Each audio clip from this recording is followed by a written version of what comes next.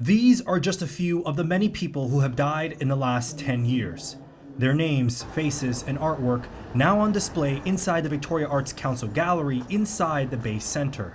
It's just very moving, and I think he would be looking down saying, wow, now I'm finally getting an art show. Leslie Hoya adopted her son Jean-Guy as a baby.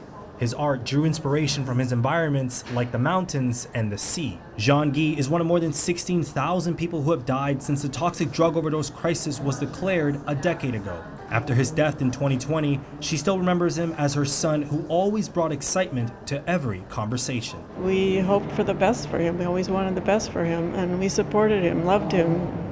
And he had a family, he had home, he had love. For the past decade, families, friends, and groups continue to push for policy change and for an end to the crisis. People, have been asking for more, asking for us, as a society, our government to do better on this for a long time. This month-long exhibit is a chance to reflect, from stories of people on the ground, a timeline of the advocacy work over the last 10 years, a grief binder, and even a phone line for people to share their memories of loved ones, while also continuing the fight against the stigma on drug-related deaths. Grieving a loss of someone who's died from a drug overdose is much different from grieving a loss that is non-stigmatized. Jackie Dives is one of many who contributed to the exhibit. She started taking photos to grieve the loss of her father, eventually taking them to record what the crisis has looked like over the years. But I think something that we don't talk about as much because there's no